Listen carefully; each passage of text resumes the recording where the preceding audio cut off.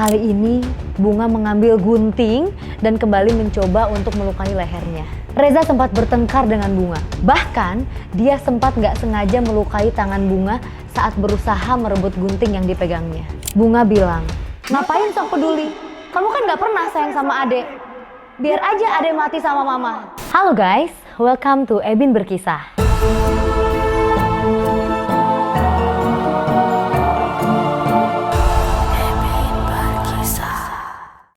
Hari ini aku mau bacain cerita mistis lainnya yang dialami sama para musisi. Nah, udah ada lagi nih cerita yang masuk ke email aku. Halo Ebin, perkenalkan saya Reza. Saya mau menceritakan pengalaman mistis yang dialami oleh saya dan adik saya setelah mama kami meninggal. Oke, mari kita baca bareng-bareng ya cerita dari Reza guys.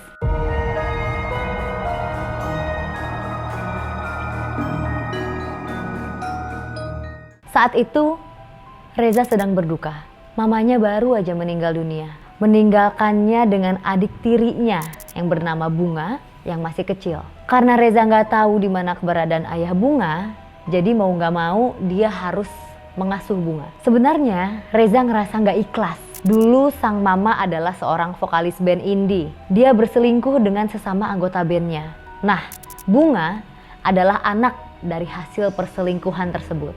Ayah Bunga nggak mau bertanggung jawab dan akhirnya meninggalkan mamanya. Sejak saat itu, keluarganya hancur berantakan. Orang tuanya bercerai dan nggak lama papanya Reza pun meninggal dunia. Jadi mau nggak mau, dia pun kembali ke rumah mamanya dan tinggal bersama Bunga. Hal tersebut membuat Reza membenci segala hal tentang Bunga. Bahkan dia juga membenci mamanya dan nggak membaca surat wasiat dari mama untuk dirinya. Akhirnya Reza dan Bunga tinggal berdua di rumah. Pada malam hari, Bunga nggak bisa tidur dan merengek. Bunga minta Reza untuk menyanyikan lagu Nina Bobo yang sering dinyanyikan oleh mama sebelum dia tidur. Tapi Reza merasa kesal dan nggak menanggapi Bunga. Bunga menangis semalaman, dia terus memanggil-manggil, "Mama, Mama." Keesokan harinya, Bunga menjadi diam dan muram. Awalnya Reza menganggap Bunga hanya sedih karena teringat mamanya. Tapi beberapa hari setelahnya, Bunga sering mengatakan hal-hal yang aneh. "Aku kayaknya nggak mau hidup lagi deh, Kak," kata Bunga. Sebenarnya Reza agak heran, kok bisa ya anak kecil seumur Bunga ngomong sesuatu yang ekstrim kayak gitu. Tapi Reza masih ngerasa nggak peduli dan gak memperhatikan Bunga. Pada suatu malam, Reza yang sedang mengerjakan tugas di kamarnya mendengar suara nyanyian dari kamar Bunga yang berada di kamar sebelah. Nina Bobo, oh Nina Bobo. Di sini Reza bingung, kok suaranya kayak familiar banget ya? Setelah Reza coba dengerin lagi baik-baik, dia baru sadar kalau suara tersebut mirip banget dengan suara mama. Tiba-tiba terdengar suara pintu kamar Bunga terbuka. Diikuti ada suara langkah kaki. Reza yang merinding merasa penasaran dan keluar dari kamarnya. Dia melihat pintu kamar Bunga tersebut udah kebuka. Pas Reza ngintip ke dalam, kosong, gak ada siapa-siapa. Reza pun mencari-cari Bunga sampai ke dapur. Dia terkejut bukan main waktu melihat Bunga sedang memegang pisau dan mengarahkannya ke leher. Dia pun langsung merebut pisau itu dan membuangnya jauh-jauh. "Kamu ngapain sih?" teriak Reza kepada Bunga. Mata adiknya itu sembab. Pandangannya kosong, kayak ada hal yang aneh kepada Bunga yang gak bisa digambarkan oleh Reza. "Kak, aku mau mati aja," kata Bunga sebelum akhirnya dia jatuh pingsan. Keesokan harinya, hal yang sama kembali terulang.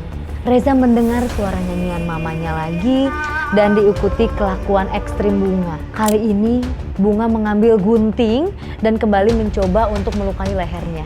Reza sempat bertengkar dengan Bunga. Bahkan dia sempat nggak sengaja melukai tangan Bunga saat berusaha merebut gunting yang dipegangnya. Bunga bilang, "Ngapain sok peduli? Kamu kan nggak pernah sayang sama adek. Biar aja adek mati sama mama," teriak Bunga. Dan lagi setelah itu Bunga langsung jatuh pingsan.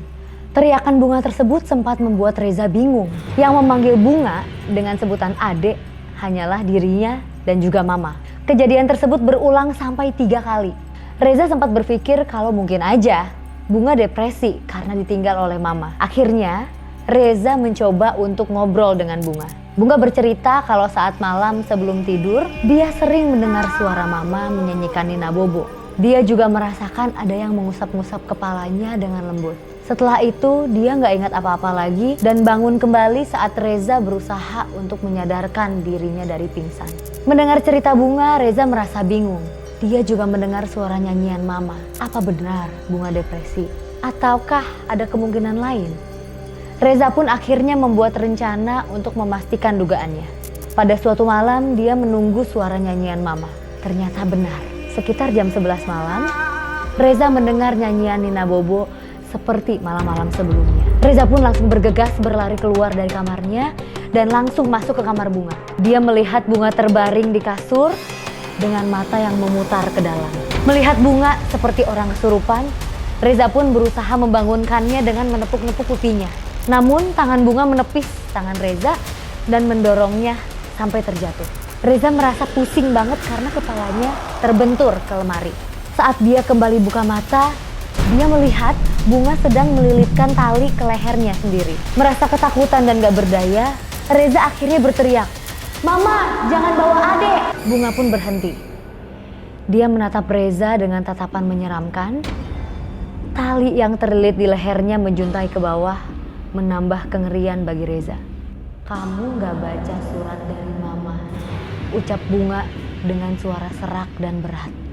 Akhirnya Reza pun mengeluarkan surat wasiat dari kantung celananya, lalu membaca surat tersebut. Dalam surat itu, Mama berpesan kepada Reza untuk menjaga dan menyayangi Bunga. Mau bagaimanapun mereka adalah saudara. Setelah Mama meninggal, mereka hanya punya satu sama lain untuk saling menjaga. Mama meminta agar Reza nggak membenci Bunga karena semua hal yang terjadi bukanlah salah Bunga. Reza menyadari kesalahannya. Dan dia pun meminta maaf kepada Mama dan berjanji untuk menjaga dan menyayangi Bunga seperti adik kandungnya sendiri. Dia juga berjanji untuk melupakan kebenciannya yang dia rasakan kepada Bunga dan kepada Mama. Bunga pun menangis lalu memeluk Reza. "Makasih ya Reza, maaf Mama bikin hidup kamu jadi sedih. Mama sayang Reza dan juga Bunga," ucap Bunga sebelum akhirnya Bunga jatuh pingsan. Sejak saat itu, Bunga gak pernah lagi mengalami kejadian menyeramkan. Hubungan antara kakak beradik ini akhirnya terjalin erat. Namun setiap malam saat mereka sedang merindukan Mama, mereka sering mendengar suara nyanyian Mama. Seolah-olah mengatakan kalau Mama selalu menjaga dan berada di sekitar mereka. Gimana menurut kalian guys? Kalau menurut aku sih, kalau kita punya saudara tiri, yang kalian rasa aku gak mau punya saudara tiri, aku gak mau melihat dia karena dia bukan anak dari orang tua kandung aku. Tapi tetaplah untuk saling menyayangi satu sama lain. Kalau kalian juga punya cerita mistis saat bermusik, kalian bisa kirim ke email di bawah ini. Dan nanti kita akan bacain bareng-bareng. Guys, jangan lupa untuk like, komen, dan subscribe channel ini ya. See you on the next one. Bye-bye.